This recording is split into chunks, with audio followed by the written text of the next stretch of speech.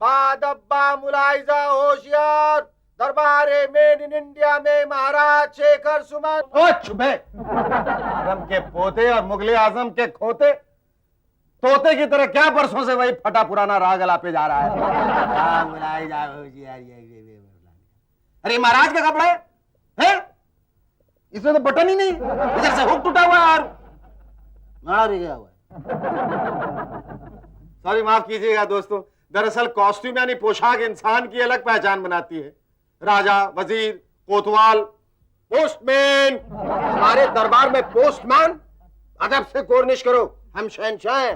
China ये शहंशाह, तेरे को तो देख के ऐसा लगता है तू रिश्ते में किसी गधे का बाप दिखता है। ये ले, राशन कार्ड ऑफिस से तेरे लिए फरमान आइल है। देखा आपने, सही पोशाक ना हो तो ना इंसान की सही पहचान होती है ना सही इज्जत। शहंशाह को बिड़ू कह रहे। ये शाणे क्या बड़बड़ कर रहे है? आजकल कसम से ये टीवी वाले बहुत पकाते हैं बाप। हर प्रोग्राम में एक कॉन्टेस्ट डाल देते हैं और बोरियां भर भर के चिट्ठियां हमें पहुंचानी पड़ती है। ऐसा लगता है पोस्टमैन नहीं मिलके मजदूर है। इसे कहते हैं जोर का झटका धीरे से ले। तेरे को जोर का झटका जोर से दूंगा। अमिताभ बच्चन ने पोस्टमैन की वर्दी में एक ऐड क्या कर लिया, इन पोस्टमैनों का तो भाव ही बढ़ गया है। ये क्या भाव बढ़ गया है? एक तो सारा दिन पैदल चलना पड़ता है। अरे यार पोस्टमैन कमबख्त मारे पैदल चलना सेहत के लिए अच्छा होता है। अरे ऐसा होता तो सारे पोस्टमैन पहलवान नहीं होते। मैं जब पोस्टमैन के पोस्ट के लिए इंटरव्यू देने गया तो साहब ने मुझसे पूछा कि चांद धरती से कितना दूर है। मैंने कहा ए साहब, अगर आप मुझे चिट्ठी पहुंचाने के लिए चांद भेजने वाले हो तो मेरे को ये नौकरी मंजूर नहीं। क्या बका रहा है? लेकिन बात तो इसकी सही है, पोस्टमैन का काम कोई आसान नहीं है। राशनिंग ऑफिस से ये चिट्ठी आई है, जाना तो पड़ेगा ही। ये पोशाक उतार देता हूं, वैसे भी राजा रजवाड़े खत्म हो गए। आजकल के तो असली राजा ये हैं। ऑफिस के बाहर खड़े चढ़ फांसी। क्या कह रहे हैं? आई मीन चपरासी। खाकी सफेद या नीली वर्दी इनकी आइडेंटिटी है। Municipal corruption, sorry municipal corporation.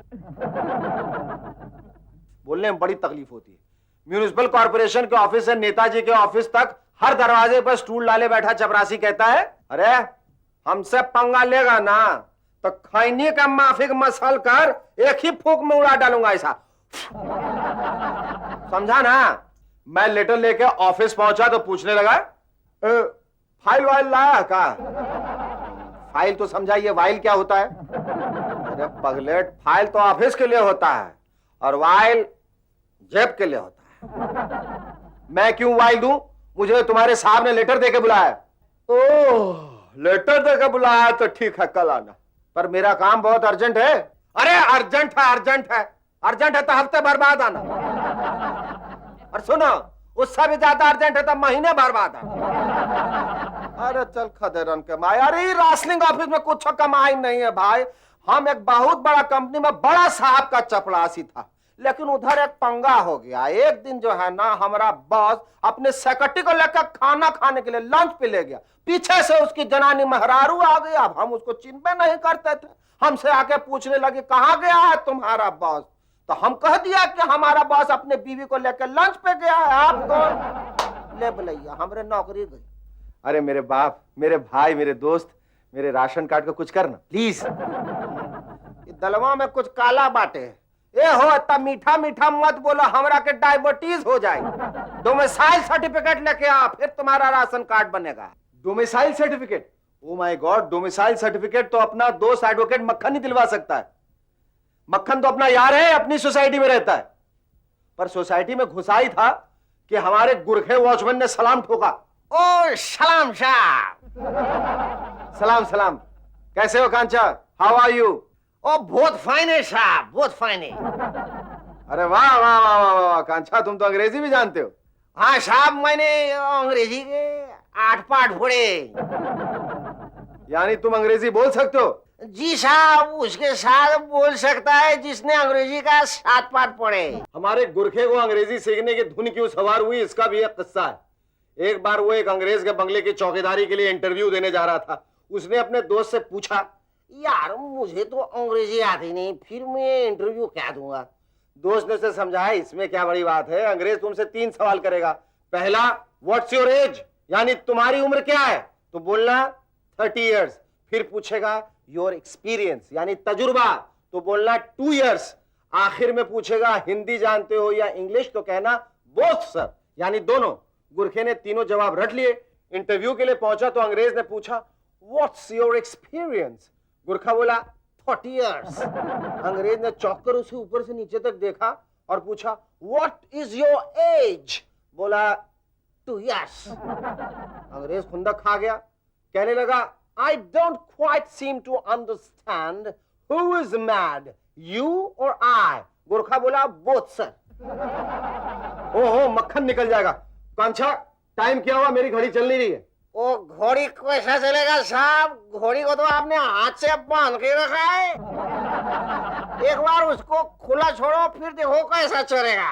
वैसे हमारा गुरखा है बड़ा भोला, हमारी सोसाइटी का सेक्रेटरी हमेशा उसे डांटता रहता है। एक दिन मैंने देखा सेक्रेटरी उसे एक रेडियो दे रहा है। मैंने पूछा तो कहने लगा क्या है ना, जब मैं गुरखे को डांटते डांटते थक जाता हूं तो उसे रेडियो दे देता हूं ताकि उसकी सुनने की आदत बनी रहे।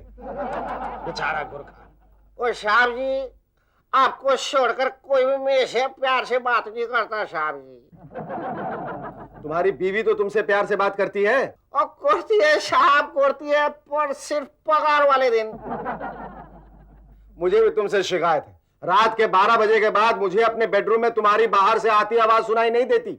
ओ कैसे सुनाई देगी साहब जी, 12 बजे के बाद तो मैं लोगों के बेडरूम के अंदर की आवाज सुनता हूँ, बहुत मजा आता है। क्या बोलता है? गुरखे से पीछा छुड़ाकर मैं अपने दोस्त एडवोकेट मक्खन के यहाँ पहुंचा। वकील मुझे बड़े अच्छे लगते हैं क्योंकि मुसीबत के वक्त यही हमें बचाते हैं। पर उस दिन मैं मक्खन के यहाँ पहुंचा तो चौंक गया। ये दोस्त नहीं जानी दुश्मन है, दोस्ती के नाम पे कलंक है। ओए, ये क्या बकवास कर रहा है? ओ शेखर भाई, मेरी यार तू कब आया? यार मैं तो केस की पैरवी की प्रैक्टिस कर रहा सी। अरे छोड़ यार प्रैक्टिस वैक्टिस, मैं एक छोटे से काम के लिए तुझसे सलाह लेने आया हूं। ओ यार तुम लोग भी हर छोटे मोटे काम के लिए मेरे पास चले आते हो। तुम्हें पता नहीं, जो शख्स बकरी के लिए मेरे जैसे वकील के पास आता है वो अपनी गाय भी गवा कर जाता है।